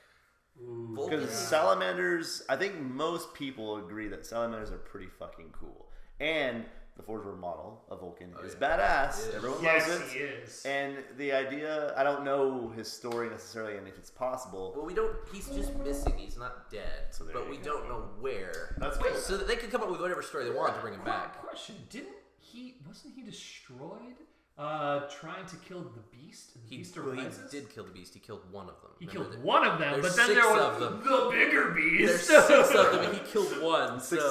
Now, he's a perpetual. He definitely is. They've even outright said it with him. Yeah. So he can come back. Right. Yeah. but the Night Hunter kind of broke him. And I think he's very interesting as far as the Primarch. He's very different than most of the others. I think their Legion's very interesting and not well represented. See, I don't think he would work for the character to come back though, because as much as he's compassionate, he doesn't do well with the Imperial politics. Kind of like in the Beast Arises in the books, he's like, all right, I'll fight and be the champion to destroy this evil because that's what you need a Primarch for. But I'm not interested in commanding or leading anything. But no, there is the possibility of leading by example. Just like, guess what? The Salamander's Primarch comes back, and guess what? He looks around, doesn't see any of his brothers. You know what? This whole codex thing that was laid down by my brother Gilliman, it's a cool idea. It hasn't worked so far. Guess what? I'm gonna mix it up. I feel like that could be really cool. And maybe if he's the only one that they get back, maybe that would be something where he strikes a deal. See, that doesn't fit with Vulcan's personality. No, in my mind, no. But what do you mean? He's like Granite. He doesn't change. He's not good at change. He's such a nice guy. He is, but that's not what the Imperium wants. But I'm saying though, maybe they do. You don't know that, man. They need a nice guy. But if they need another Primarch, and let's say that he's the only one that they could get, maybe then he sees leverage. Although I do suspect we'll see Vulcan as one of the last of the returning loyalists. Because he's missing, I think you could come back. And like I said, I don't think the Salamanders are well represented. Even in 30K, it doesn't seem like there's many. And so that would be a great way to bring them back in a way. Because they're a cool force. They're a cool legion. It would. But I know there's other top shelf guys that are more likely to be there. And I think I can see him being the third. No. I can see him being the third. Well, they haven't done enough to set up with the Salamanders for that kind of stuff. You're the lore guy. This is why you're here. So what do you think? Well, the next easiest... So Gilliman was always going to be the easiest to bring back because they know exactly where he is. Right. Everyone knows where he is. And he's kind of the guy that can put everything together. Yeah, he's the politician. He's the one that's best suited to that. Now, the next most obvious character, because we know where he is, even if only otherwise the Emperor knows, is Johnson, the Lion. So why? He's asleep in the deepest vault of the rock, but even the Dark Angels don't know he's there. Okay. Now, in the Fenris Warzone stories, the Changeling almost discovers him by accident. But a Watcher in the Dark gets in his way, and it turns out they're actually pariahs, so that Changeling... You talking about the midget? Yeah. The little midget catches him. Well, there's a bunch of those guys. An army of midgets come and attack. They don't fight. They're just pariahs, so it just gets in his way, and it can't proceed. The Changeling can't proceed any further. Are those guys psychic at all? They're psychic nulls. Psychic null. Oh. They're pariahs. It is anathema to his existence. Okay. So it blocks his path, and he can't discover the Lion. They're guarding the secret. So, but the Lion can be brought back. But the problem with the Lion is he's so... It's June. June bug. Yeah. I was like, okay. Anyway, go on. Total distraction. The Lion is... One, he's not good with people. He keeps too many secrets himself, and he's completely antisocial. I'm not. And my question that I brought up is not who would be the best served. Like, what would happen if it happened? Yeah, the Lion would not go well. Yeah, no, okay. They'll just like...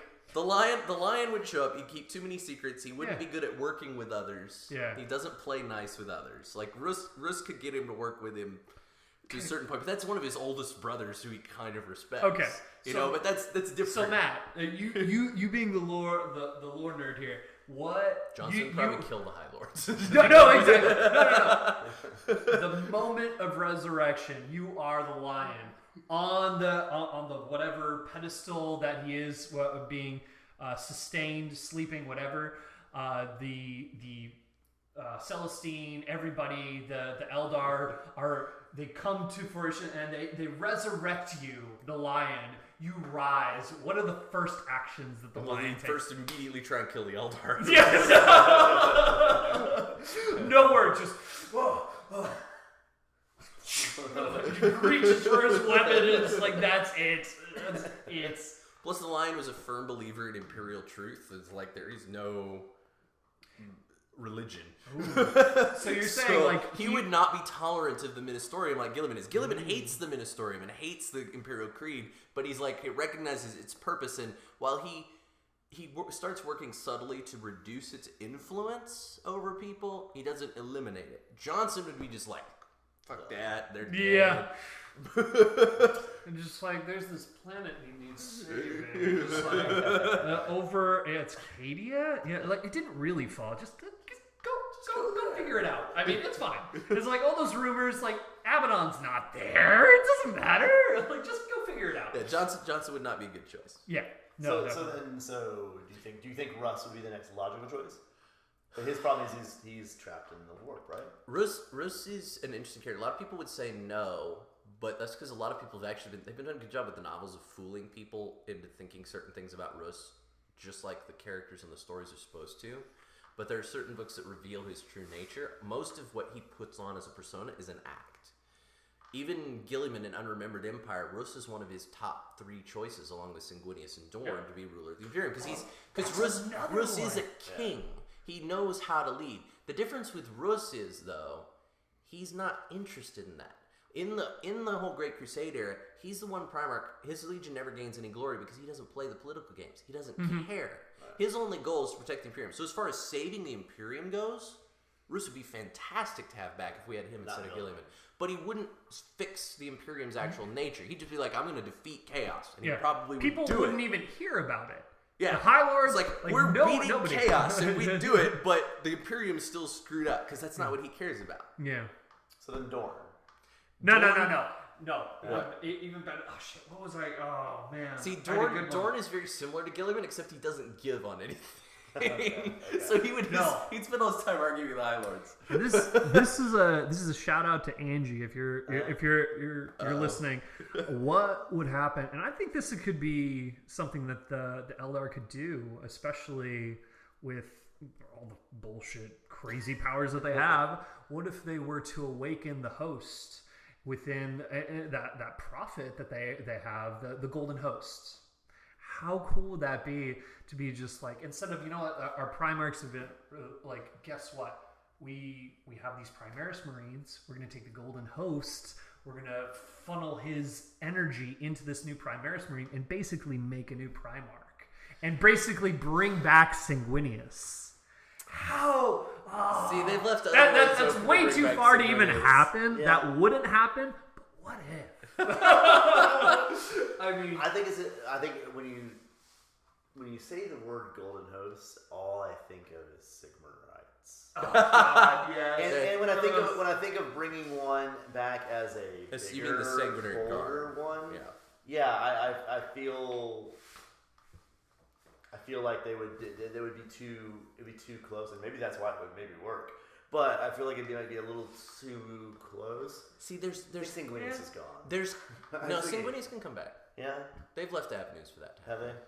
Well, there's always avenues. Well, there's kind of excuse me. There's kind of almost prophecies hidden of how each Primarch returns. Mm-hmm. So the prophecy with Gilliman was he has to die in order to heal and come back, which they kind of played out. Mm-hmm. Russ will come back for the ultimate final battle. There's so many people that say they'll be there for the final battle. I know. However, there's a secondary prophecy that Russ makes himself while he's in a delirious coma, because they've made a point that Russ can actually read the future. Now, unlike unlike Sanguinius or Kurz, he has a 12-inch cock. What else does this guy have? Well, he's got a demon weapon that can't corrupt him. He is 12 feet tall, so if everything's proportional. Oh God damn it! All right, so they're talking about so what would be what's an oddball Primarch that you would say? Khan. So Khan would be a good choice. No, as No. far as an oddball, exactly. He's an oddball. That's why it's cool. Would he be a good leader for the Imperium? No, because he loves to just be off on his own all the time. Now, he's a good leader of his own forces, but he just doesn't. Dude, he's too much of a loner. Yeah. You say that. That's a great point. But I've actually looked into the because I was actually going to start a White Scars army. I was looking into it, and there was a point between after the assault on Terra and everything, where he was visited by Magnus and everything, and there was this big struggle of like, you know what's gonna happen. Like that's on Prospero. That's on Prospero. Yeah, it's a shade of Magnus because when Magnus was saved by Zinch, his soul fragmented. Yeah. So most of his soul became Demon Primarch Magnus, but there were a couple bits that fragmented off. That one suddenly like knew everything past, present, future. That was so cool. It even knew the Emperor's name, but wouldn't tell it to him. It's like it would surprise you. It's like Steve. I mean the Emperor. It's just Dwayne. Emperor Dwayne. Everybody should read Scars because there's a lot of great stuff in that conversation. No, but like he even steps. I think there's even some dialogue between just like I don't want to deal with the weight of these consequences. Well, yeah. His original choice is Magnus is like you have to choose a side, and he's like, no, I don't. I'm gonna choose neither. Yeah. The Emperor is a tyrant and Horus is a traitor. That's right. And that's literally what he says. And then like Magnus like, there's no way you can escape it. You gotta pick a side because if you won't fight for the Emperor, Rus and Dorn will have you killed. If you won't fight for Horus and you manage to somehow evade Rus and Dorn, Horus will make sure you get hunted down because he can't trust you. You gotta pick a side. Yeah. Even when he was, which was really fun, when the Emperor first found him, he literally conquered his world and everything and got to this point where he was really just like, I don't want this shit. I don't want to deal with the politics and everything. And then the Emperor showed up and he literally just an audible like, oh, thank God. Like, I don't want to deal. The Emperor's like, I need you to go on this, like, done. I'm out of here. Like, he has no interest in ruling. Yeah.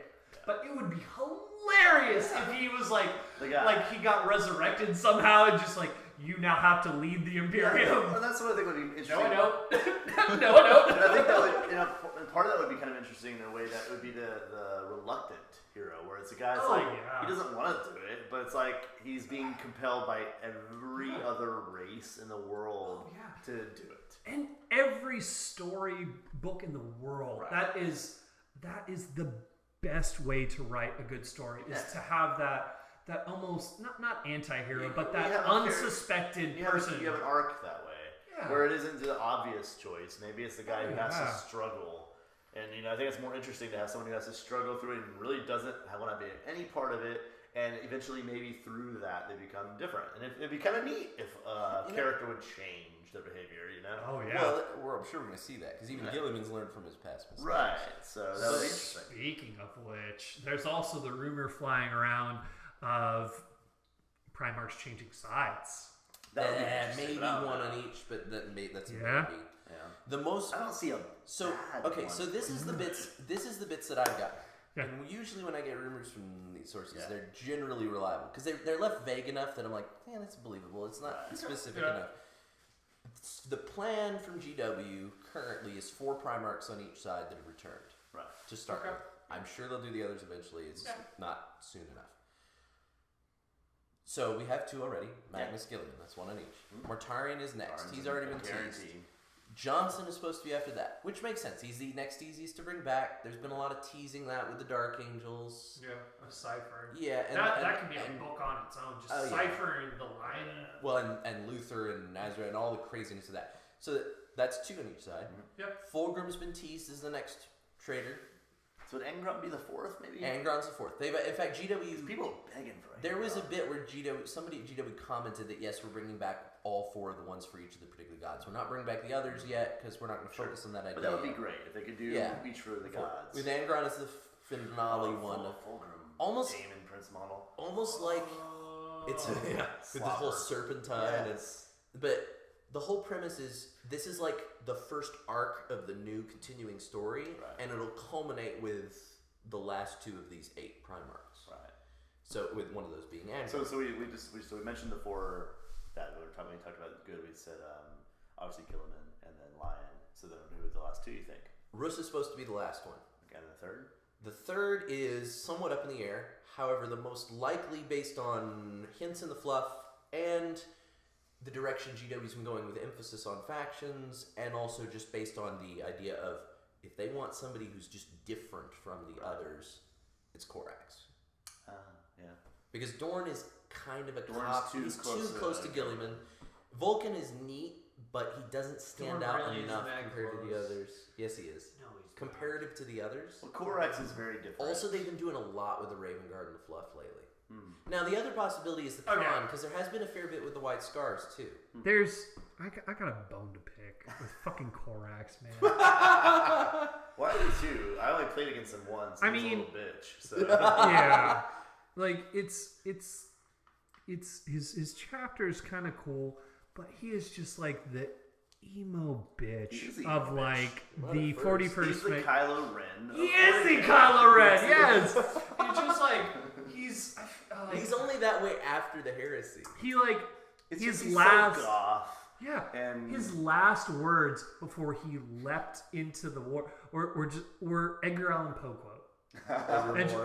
Nevermore. Yeah, it was nevermore, nevermore. I was like, no. Well, he went Are on- you serious? Where did you get a copy of Poe? I think Yeah. because we're. I don't know how long we're going with this. We'll figure it out. So Sorry, this one's gonna be long. but I think because we can't. There's no way even we can speculate beyond just pure wish listing as how the bulk of the story is going to go with all this craziness. Other than we know there's some major war zones, Plague Wars in Ultramar, Cornate Demons and Orcs and Imperium on Armageddon, Imperium counterattack Acadia, etc. There's even a battle in Chagoris because the White Scars are being attacked by the Red Corsairs. All this crazy stuff.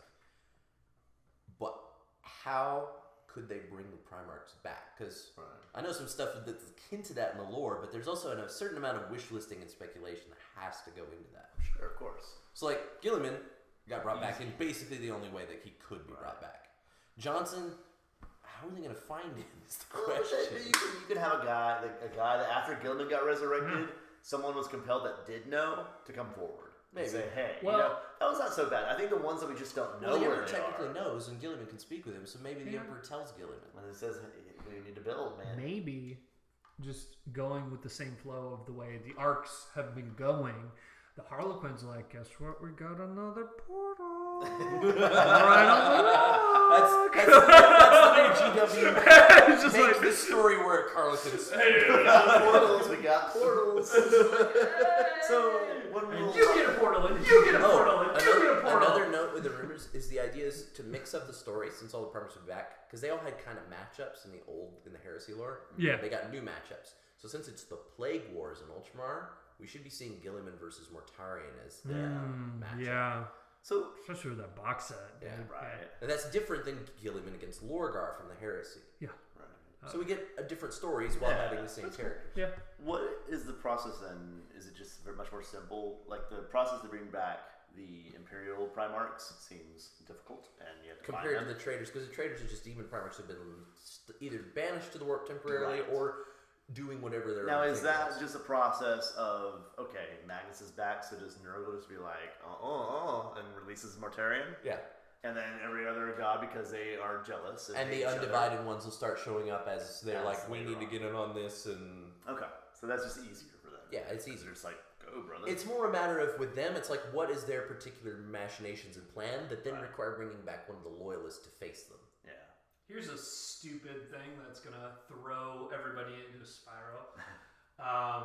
What if the undivided type, the Night Lords, the Iron Warriors, stuff like that, are somehow holding back the tide of the Tyranid on their own front and kind of fighting their own war? It could to be interesting. Like I don't know. I feel like a lot of those like You know, the Night undivided, Lords. unaligned- The Night Lords were the ones who inadvertently summoned the Tyranids to our galaxy. Was I that don't a know thing? that. Yeah. What? If you want to read about that, read the book, Horus Heresy book, Pharaohs. Oh, okay. Yes. All right, we'll leave it at that. And, This book has gone on long enough. I might have to chop this down a bit, but we'll see. But anyway, that's gonna wrap up for book 3 and other And more bullshit. stuff. Yeah, and others. All right.